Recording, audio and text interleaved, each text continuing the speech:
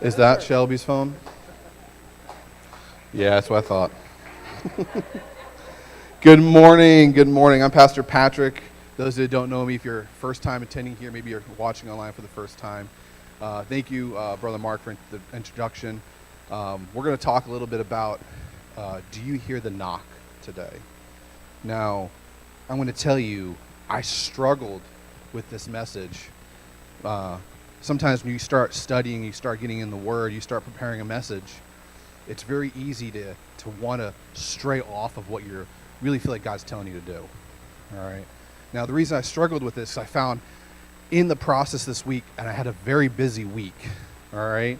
I miss you, Pastor Lou. So if you are watching this, I miss you and love you and cannot wait for you to come back. With him being gone at Tanzania for a few weeks, recovering, coming back from the time change, and then now he's gone this weekend as well, doing a wedding, which is so beautiful, amazing is to do that. When you're missing someone from the office, you know you're missing somebody from the office, all right? And I've definitely missed him. But I found this week, I was preparing this message, and I wrote like 3 other messages that I love. I love them, and I was so excited for them. And every time I got like to the end of finishing it, God's like, that's not what I told you to say. And I'm like, but Lord, it is. You let me write it. You gave me this knowledge. You imparted this into me. He's like, but that's not for today. And I was like, but Lord. He's like, I said that's not for today. And this is a struggle I continue to have. The reason I want to talk to you about that is that we all struggle when we hear from God sometimes. And that's actually the piece about do you hear the knock? So before we get into it, we're going to pray. I'm also going to thank some of the people that are in the congregation today, specifically those that have been really by my side this week, John, Matt, all the workers that came out, Willie and Rick and Jeff that have been working really hard in our facility. Those you realize when you pulled in this morning, you couldn't drive off to the right-hand side, right? And if you looked over there, there's a digger over there, and there's all this, debris all over the place. We're in the process of doing a lot of renovations, and we're physically, as a team, doing the renovations. All right, it's not that we hired some contractor to come out and do it. So those that have been serving and helping, I want to thank you guys. It's been a blessing to work next to you guys all week. And because of that, we got a lot done, and we got a lot of stuff coming. But I see God doing a work in the church. He's doing this work coming on, and he's changing some things, but he's changing it for the better. And I'm hoping today we can start changing some of the way we look at things within inside of us. All right? So we're going to pray. Father, I just thank you for today, Lord. I thank you for the ability to be able to stand up here, Father, and just preach your word, to read your word, Father. Hopefully to inspire those to grow the relationship with you, Father, to hear that knock.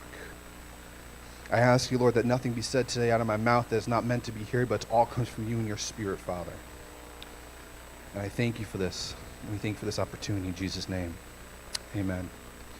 So, you ever get to the point in your life, all right, and I know many of you have, where you just overexerted your voice and you can't talk, all right? Sometimes you lost your voice. If you're a musician, you're a singer, all right? Maybe you're a school teacher and you yell at students, one of the two. They both work out really well. You use your voice to an extent where you just can't talk, all right? You've lost your voice for the day. Well, I want to talk to you about a time recently where I lost my voice and I got to hear from God in a way that I wasn't ever prepared for. So this moment I'm referring to is actually quite recent. We got to go to BasicCon for this last semester. All right, I'm so excited to be part of Lemoyne Basic. And while we were there, I was prepared to lose my voice. Let's make this very clear. I was ready to. All right, I'm like, let's get jumping and praising and get going because it's really hyped. It's something I love to do. The energy that comes from it gets you excited. You're feeding off everyone else's energy, and it's really fun. And it isn't worship supposed to be fun, right? So I'm excited about this because I'm with peers of my own. I'm with college students that just have all this energy built up, and I'm just like, where did you get that? Because I need some of it. All right, I deal with teens all day, and I'm wanting this. But I decided before we went, I wanted to be prayed up. And here's the reason. I knew God wanted me to pray with students. This happens every time. You go there, your students get filled with the Spirit, some get slain, some get saved, and you want to be able to be prayed up and ready to pray with them in the moment. Because I don't want it to come from my flesh. I want it to come from what God's Spirit is pouring out on them. So I've gotten to the point when these events happen, I get ready, all right? I pray up. I do a little extra Bible studying. I get in the Word a little bit more. I want to make sure I'm ready, right? I wasn't ready. Let's make this very clear. I wasn't ready for what God wanted to do. And here's why. I was running. See, some of you go, how can a pastor be running from God? I think every one of you that are sitting here today can pull a moment in time when you ran away from God. All right? My first 20 years of my life, I didn't live a life of a Christian. All right? The only time I remember going into a church, the only time I remember actually being involved in a church is either when my father dragged us to church because his marriage was failing. All right? And we didn't understand the process and what he was trying to do, but that was the time. The only times we got churched. But I didn't get saved till November of 2011. I was already a man, but I had an encounter. But I spent the first 20 years running from God as best I could. And then after I got saved, I felt this tug from God, and I felt like him actually talk to me. He's like, hey, listen, you need to serve. I need you to serve. I was like, you got the wrong boy. Not happening. And this process continued. And then I eventually served. And then I felt he was calling me to not just be an usher on a Sunday morning, but to really give some volunteering time. And I started volunteering 1 or 2 hours a week in different programs they had, whether it was kids ministry or Rural Rangers. And then that continued the process. But every time I was trying to hide from God, and I would come up with an excuse, but God, I already give an hour a week. God, I already go to Rangers and do this. I already do kids ministry. And I remember God talking to me going, I need more. I'm like, God, I put $20 in the offering last week. I'm giving. God, I give 2 hours of Rural Rangers every week. I'm faithful with that. I remember him having this conversation with me like, I want more. And this concept has continued through my entire Christian walk. And why this is important is this continues, and as I stand here today, I'm still growing. And now some of you are like, dude, you're 31. You're a youngin'. Listen, all right? I know there are many, many wise women and men out here in the congregation today, but we are always still growing in the Lord. Can I get an amen? So while I'm at this conference, I feel God place this tug in my heart. He goes, you're going to do something. Something that you don't like to do. I was like, nope. I was like, you want to see me fight back? I'll fight back. And what it was is that I knew in the moment that God was preparing my heart for something that I wasn't comfortable with. He wanted me to use my voice in a way I was not comfortable. And God's got a great sense of humor, and he has a great way of really pushing me out of my nest. So we're going to get into that story. But what I want to tell you about is that this ended up because I lost my voice because of prayer. Not because I was singing songs I really liked at service. I lost my voice because God was having me prophesy. Not because I was jumping for joy and trying to get the Spirit to move. Granted, those events are great. I'm not taking away something from Basic Con. But what I am saying is that God can move in this building just as much as he moves in Rochester when the Basic Con's going on. Do you hear me, church? So what I want to talk to you today about is hearing that knock. And when you hear that knock, you have to respond. And how are you going to respond is important. It is just as important as how you are going to do what God's asked you to do. So today, if you want to join me, we're going to read through the book of Esther a little bit. We are going to jump around a little bit because it's a couple chapters. I'm not going to read every word, but we're going to pick a good chunk of scripture to talk about today because there's a lot of good stuff in the book of Esther. So I want to kind of stage this background a little bit with Esther. And we're going to jump into chapter 3. So when Haman saw that Mordecai would not kneel down or pay him honor, he was enraged.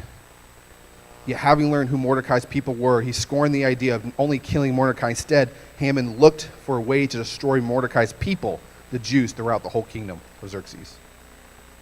Have you ever been so angry that you wanted to destroy an entire person's culture? It's happened a couple times in our society, but it doesn't happen often. Mordecai's a good man. Mordecai is listening and obeying God. Haman wanted something that he did not deserve, he did not earn. He wanted to be glorified and idolized like he shouldn't have been. How many of you have something like that in your life? That you glorify, you idolize, that you know you probably shouldn't be doing. Maybe you make it a part of your life that's far more, takes up far more time than it probably should. There's a piece of that in every one of us. I think we can take a part of this story and you'll find you fit in somewhere. Whether you're just running from God in the beginning, whether you're feeling the call to serve in a little bit, whether you're feeling a call into ministry, whether you're feeling fill in the blank.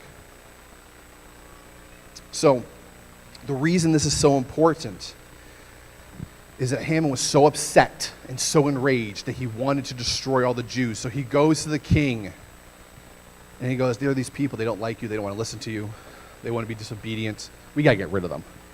And the king's like, oh yeah, that makes sense, do it. Puts the seal together, puts the signet and ring for the king, sends it out to everyone. When Mordecai learns about this, when all the Jews learn about it, they're in fear, they are mourning. Mordecai tears his clothes off, covers himself in ash and cloth. He does not want this to happen. No one wants to die. But what happens is that there's a voice and a knock. See, Esther learns that Mordecai is suffering, and she sends him clothes, but he rejects them. He tells Esther everything that's been going on, all the issues that about to come to him and his people, and that just because she is a queen does not mean she is exempt from what's about to happen to their people. Esther's a smart lady. She understands that in that process, even if she were to go approach the king right away, that she herself could be killed for just doing so. So Esther responds in a very mature way. She responds in a way that we need to be able to respond. She says in chapter 4, then Esther sent a reply to Mordecai, go gather together all the Jews who are in Susa and fast for me. Do not eat or drink for 3 days, night or day. I and my attendants will fast as you do. When this is done, I will go to the king, even though it is against the law. And if I perish, I perish.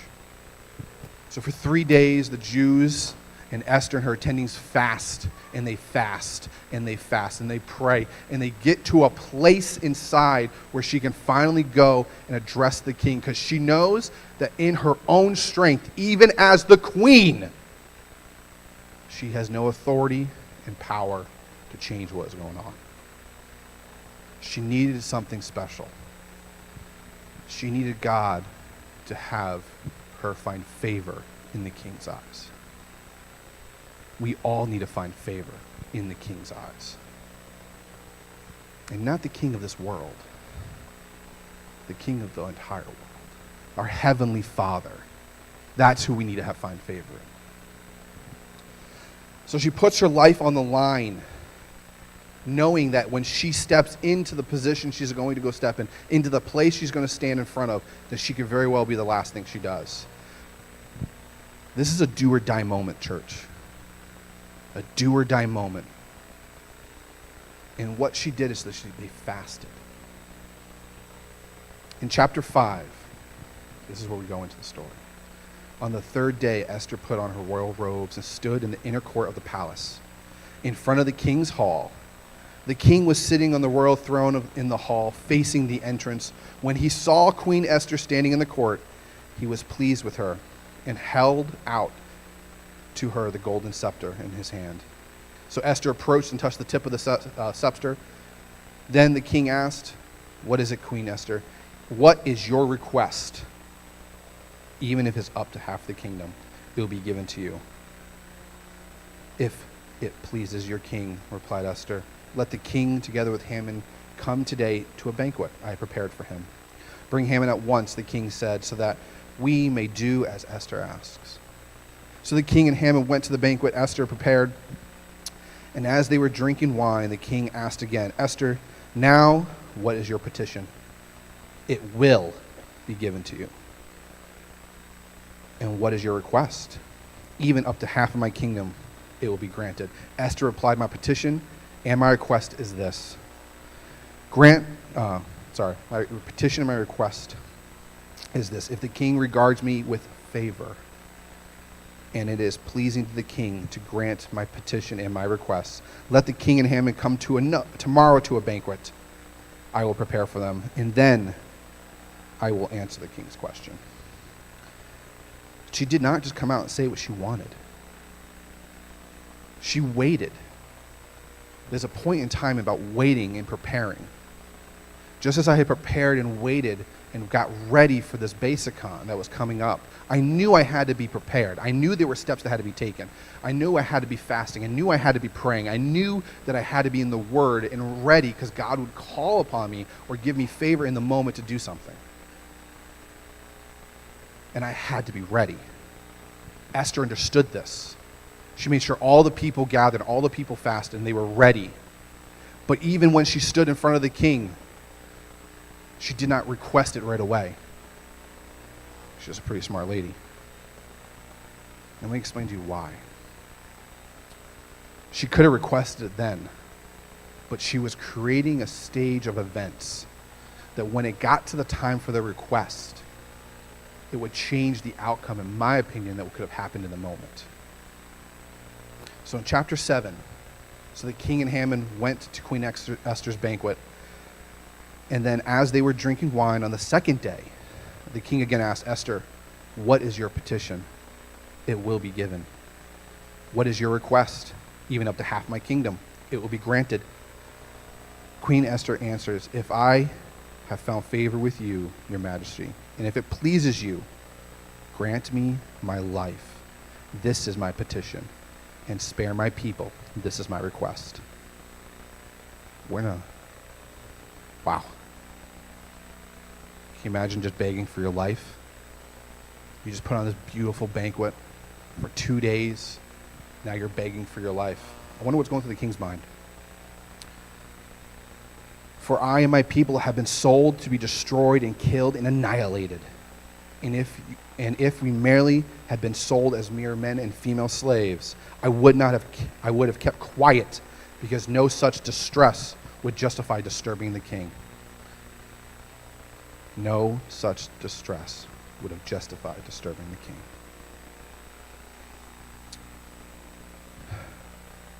But my adversary offers cannot be compassion. Then King Xerxes asked Queen Esther, who is he? Who is he, the man who dares to do this thing? Esther said, an adversary, an enemy, the veil of Haman. I want to ask you this. Has any of you been boiling in frustration before?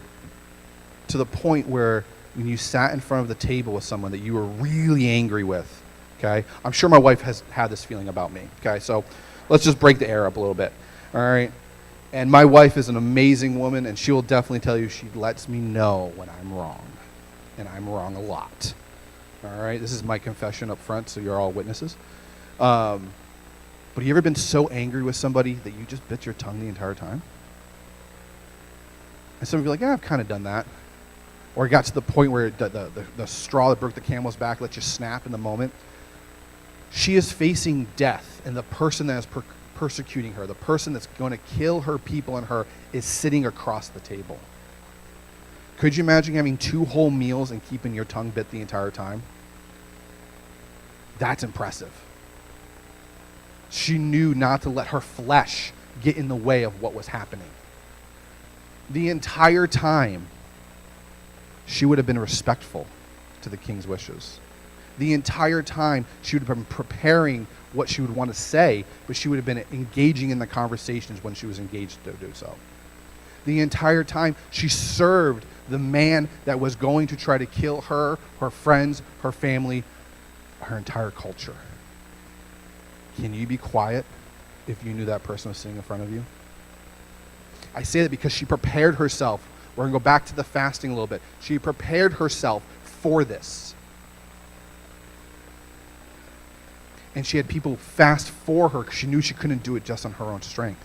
She knew she needed Christ. She knew she needed God to intervene and give her favor. I don't know about you, but I don't think I've ever, even at my hottest moments, and I've been angry before, but I've been able to sit there and be quiet if I knew someone was going to try to murder me. I give her credit.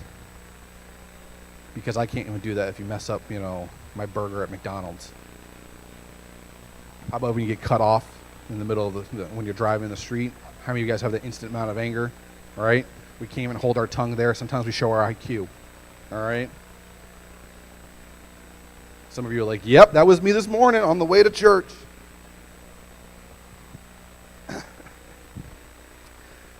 And I bring this up because I couldn't do it. So I know she had to be filled with the Spirit of God in the moment. So after she says this, then Haman was terrified before the king and queen. The king got up in rage. He left his wine and went out to the palace garden. But Haman realized that the king had already decided his fate. So he stayed behind to beg Queen Esther for his life. Oh, he messed up. He messed up hard, and he knows it. All right? Well, listen, men, I'm going to address the men in the room here today. How many of you ever messed up so bad that you know you got to do something to fix it before she finds out? Yeah, like I see some hands. I see some hands. You give me the wink later on. Send me a text message. I got you. I understand. We do counseling. I completely understand this process. All right? Not saying I don't, but when I think I've messed up, the dishes are done. Not saying I don't do this, but sometimes my wife comes home and I'll clean a bunch of stuff up, and she goes, oh, thank you, honey, because I think I'm in trouble. Now, is it just, me playing tricks in my mind? Probably. Did I earn it? Probably. But I can think of all the times I got away with doing something stupid that I shouldn't have. So she probably earns a clean kitchen once in a while. She earns a clean kitchen every day. But the point is that Haman at this point knows he's messed up. He didn't realize who Queen Esther was. He didn't realize the people that he was about to affect because of his anger, his rage, what he was trying to do to annihilate an entire civilization. What would you have done? I probably would have ran. But he knew his fate was already sealed. Then Heroban, one of the eunuchs attending the king, said, a pole reaching the height of 50 cubits, this is about 75 feet, just so you don't know, stands at Haman's house that he was set up for Mordecai, who spoke up to help the king.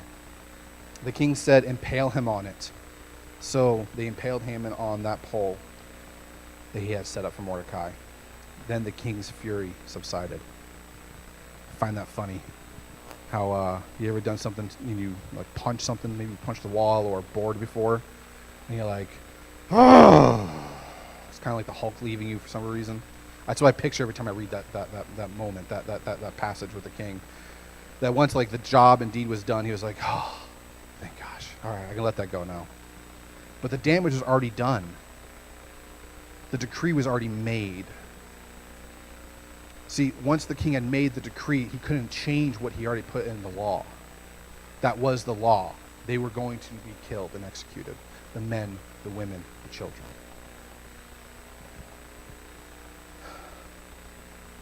Then the king granted the Jews, in chapter 8, the king granted the Jews in every city the right to assemble and protect themselves, to destroy, kill, and annihilate the armed men of any nationality or province who might attack them and their women and children. Wow. Or provinces together, that their women and children might attack them, and to plunder the property of their enemy. The day appointed for the Jews to do this in this province of King Xerxes was the 13th day of the 12th month, the 20th month, in the 20th month of Adar. A copy of this text was sent out and issued as law to every province and made known to the people that every nationality, so that the Jews would be ready on that day to avenge themselves on their enemies. The Lord showed up. The king said, I can't change my law, but I will not condemn you for fighting back. So there's a big difference between hitting an unarmed person and hitting someone with a gun. Okay? Let's make this clear. There's a big difference, all right, between attacking someone that is in their home and attacking somebody with a sword. There's a big difference in the two of those things, knowing that that person has the right to fight back and annihilate you. And I don't know about you, but if I know someone was coming into my house, I would take up arm. I would be defensive. I would fight for my kids. I'd fight for my wife. And I'm sure many of you do the same. But the Jews were ready.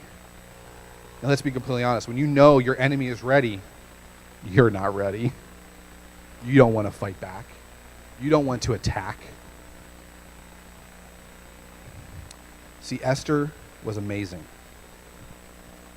because she used her voice.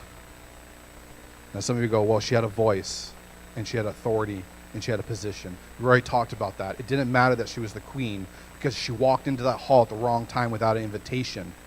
She could have died on the spot. But she did use the gift God had given her.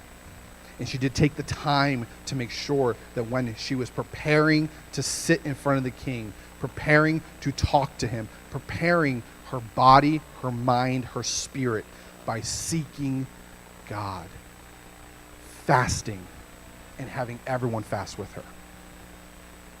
Why is this so important for us Christians to do? See, all of you have a voice. All of you have gifts. There's not a person in this room that doesn't have a gift.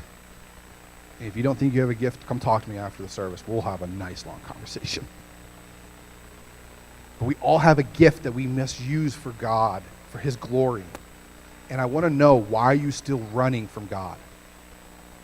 You have this gift that God is asking you to use. You have this gift that he wants you to present to others. You have these gifts, these abilities to move the kingdom forward in ways that no matter who's standing on this stage can't. You have a gift. The one thing I've learned in the last couple weeks is that you can't do it alone. You need a great and amazing team to back you. Everything we've accomplished these last few weeks is because I've had a team that's been able to help move the process forward. I can't run a backhoe, but there are men here that could. I could pick up a shovel, but I still needed the guy that run the tractor. I still needed the guy in the finance office, that's me, but don't worry about that, to make the order so we can have the rocks. So we can put the crush run down. We still need the people to serve in kids' ministry and step up, because I can't be in every place at once. And just because I'm called to the ministry doesn't mean I'm called to every single ministry in the church. There are people in this congregation, people that are watching online now, that have a call, that have a passion, that have a gifting in multiple areas, whether it's something from Friends Fellowship all the way to nursery. There are so many things in between. All of you have a call and a gift. I have a mentor and a person that I hold really near and dear to my heart. And one of the things they say is, if you're breathing, God can use you. Can I get agreements on that? If you are breathing, God can. And I believe this 100%. Because there are days that I feel like I am worthless and I can't do nothing and I am not worthy to do anything God's called me to do. But I understand that I am breathing so God can use me. He can use each and every one of you, and each and every one of you have a gift. And if you're thinking that your gift is, well, my time is up, I'm not the young chap I used to be. Or maybe you're like, well, I really haven't really developed it 100%. I'm still really new to this, and I don't really know how to use it. Then it's time for you to step up. See, what happened at Basicon was I was ready to use a gifting of just praying for people. Now, any of us can pray. But when I pray sometimes, and especially at big events, I like to get really into it. I like to let the Spirit flow, and whatever the Lord says, but he prays, and I get to hear the things he says, because they come out of my mouth before I can even think them, and it's amazing. But this is what happened. And I want to tell you this story so you understand this happens to even your pastors that stand up on the stage and the other people in the congregation. If you're watching online today, it happens to you too. There's no one exempt from it. So what ended up happening is they called for prayer. And I watched every advisor in my area stand up and go up to be prepared for prayer. Now, I want to let you know the director at the time said, I just need a few advisors to come up. And part of me was being arrogant. Part of me was being prideful, and part of me was like, they really don't need me. And that's what I settled on. They don't need me. So I watched all the advisors, not just a few, all of them stand up and go up and to prepare to pray for other students. And I sat there with my students, and I was like, I'm not going up. There are plenty of other people to pray, and I am a firm believer. I do not have to be the only one to pray. Every person in this room has the ability to pray for somebody. You don't need the pastor. You need to be willing to pray for somebody. You need to be willing to do that. You all have the ability to pray. Now, I'll tell you, I was prepared, but I wasn't ready to execute. Do you understand me? So, Esther prepared herself. They fasted for 3 days. They got right with God. But then when it came time for it, she executed and was willing to die to bring the attention to the king. I was not ready to do that. I had to grow a little bit. So I sat in my seat and I let everything happen. And then Alex, if you're watching this, man, I love you, and you and I have a word later. Alex does something that I wasn't expecting. Alex calls for more people to pray. He already said he didn't want everyone. So I waited again for more people to get up.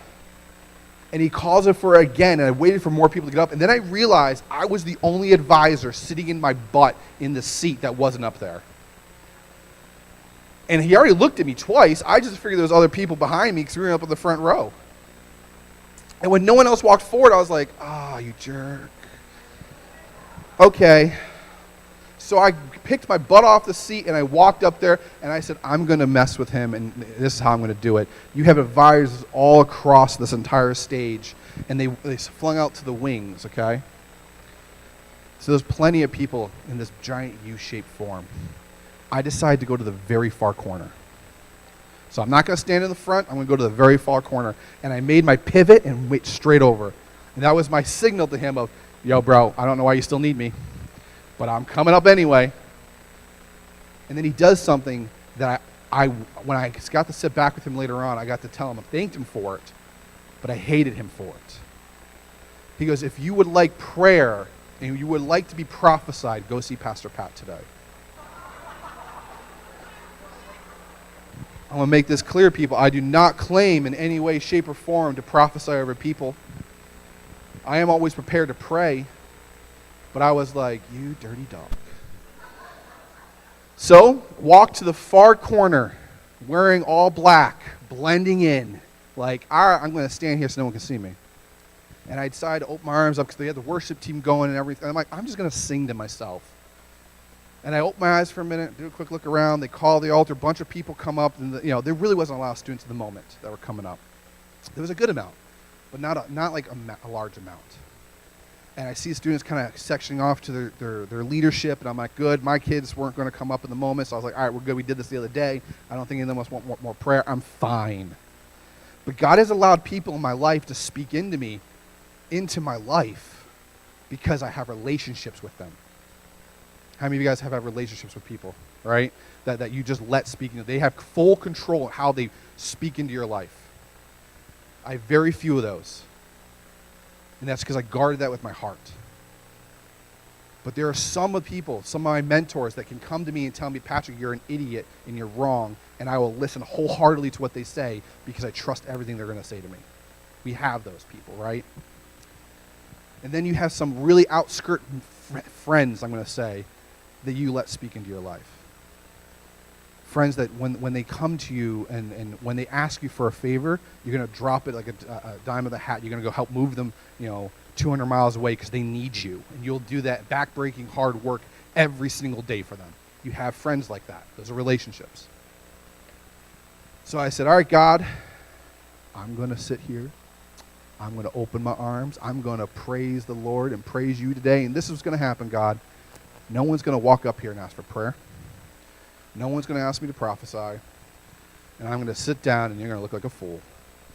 And I'm having this conversation in my head. And I'm thinking to myself, am I challenging God? Nah, he doesn't. He's got hundreds of students that need him right now. He's not listening to me. So this continues. Yeah, I know you're laughing because it was. So I laugh because I have a best friend here, okay, at this church, and I'm not going to name them, but I'm sure you probably could figure it out. And one of my best friends, I would do anything for.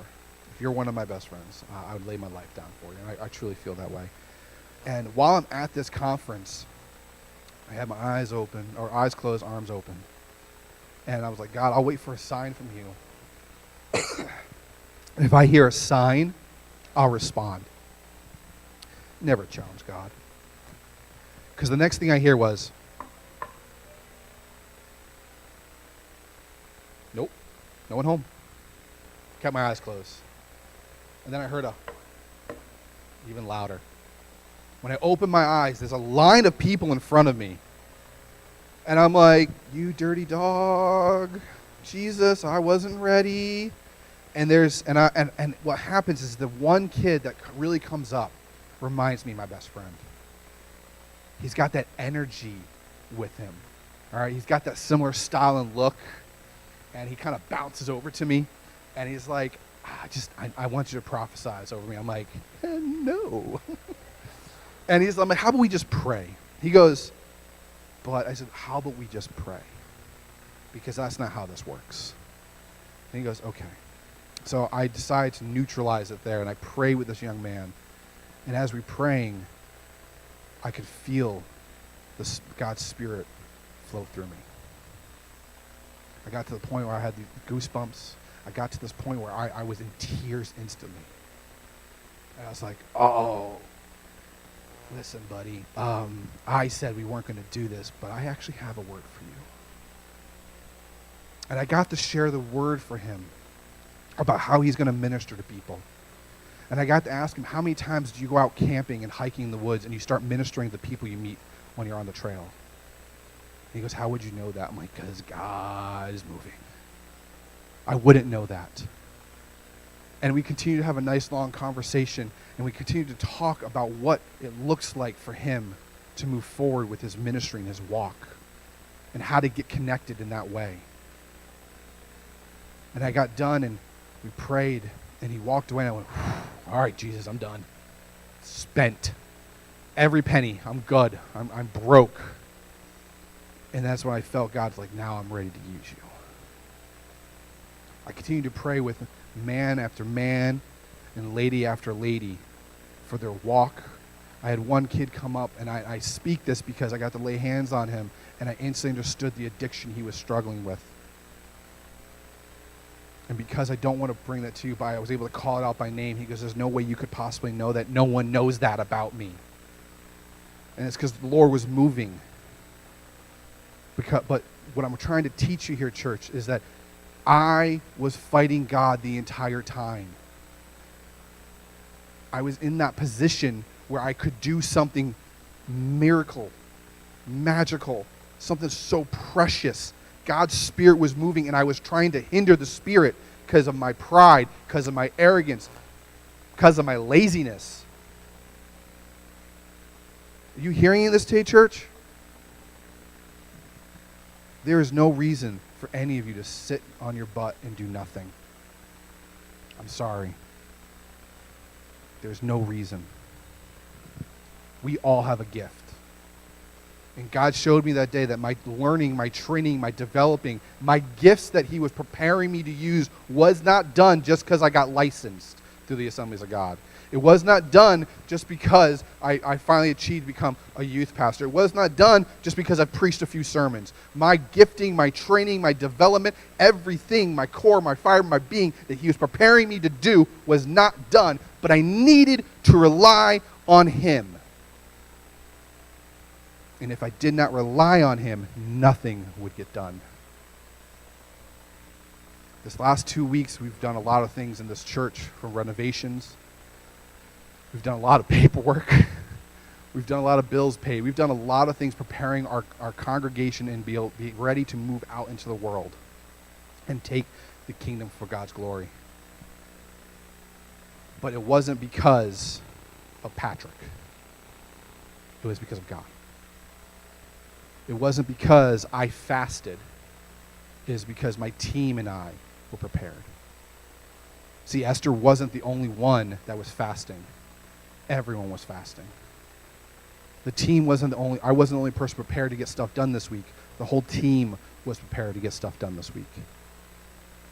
We were able to lead the stuff and get it done because we prepared ourselves. Church, have you prepared yourselves today? Have you prepared yourselves to use your voice, to use your giftings? Have you prepared yourselves to hear the knock? Each and every one of you has God knocking at the door. And he wants you to answer it. He's begging for you to answer it. But you will not, but he cannot do anything until you answer the door. It's your choice. And the reason this message is so relevant to whether you're 18 or 85, if I missed someone, I'm sorry. But the reason this is so relevant is because if you're 18, you want to see things changed because you see the world a little differently. And that's okay. But if you're going to sit in your butt and play video games all day, if you're going to sit in your butt and do nothing about it, if you're going to pretend like the church doesn't exist only for Sundays to look good, then nothing will change. And if you're 85, older or younger, and you're sitting in your butt doing nothing, and you're wondering, why aren't things being done the way I liked it?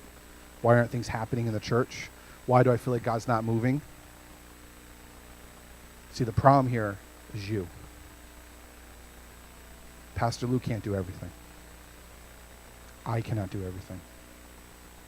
John and Matt cannot do everything. That's why we're all hands and feet of the body. You want to move stone, you get 50 men together, you'll see stone moved. But you got to get together. And coming together on an all-church Zoom prayer meeting, and there being 6 of us on the prayer, that's not coming together. That's some faithful saints, and I thank every single one of you that joined those calls. And I'm honored to pray with you. But that's not us all coming together. It's us all coming together. It said all the Jews fasted. If you're not part of the word all, that's the problem. We got to stop thinking that it's the church's fault we're not doing things. And I'm putting this plug in here, and this is one of the reasons it was not even in the announcements. VBS. It is an outreach to the community that we have. It is an outreach to our backyard. Why is it so hard to find people that want to serve in it? It's literally your children, your grandchildren, your children and grandchildren's friends. It's literally something that affects you more than anybody else. Yeah, it's like pulling teeth to try to get someone to serve. I'm saying we need to have a call to arms here for us to change our hearts and prepare ourselves to be ready to answer the knock, because God is knocking on your door. Are you ready to answer it, church? Worship team, please come up. My question for you today is going to be this. Do you hear the knock? You can be like me and be stubborn, but I'm going to tell you, it doesn't last. I am blessed to know that God continues to knock on my door each and every day and break down my walls, my defenses, because he's ready to move and he knows he can use me. Each and every one of you, he can use. It's time to mobilize and take up arms and move forward not sit down on our butts anymore. So I'm going to end as the worship team plays. If you are in the process of figuring this out inside, maybe it's just your first time ever hearing a message, I want you to come up. We're going to receive prayer for you. But on top of that, if you're sitting here and you're like, I've been running from a long time, and I've been trying to avoid what God's been asking me to do. I've been avoiding my responsibilities. I've been avoiding my call. I've been avoiding just the willingness to serve. Maybe you've been avoiding just the willingness, like I talked about, throwing $20 in the offering plate because you just don't want to be committed. It's time for us to no longer sit on our butts. Esther did something. Esther allowed herself to be fully vulnerable, willing to lay her life down. I'm not asking you to lay your life down and die. I'm asking you to respond to the knock on your life that God is calling you to do. Because each and every one of you, God's called you to do something. At the end of this service, if you feel like God's called you to do something and to be a part of a program, maybe to help out and serve in an area, then we need to have a conversation. Not because of the fact we gotta vet you. No, we have a conversation to find where that gifting that God has given you lies and where that's gonna be best utilized, so this way you can be an asset for the kingdom.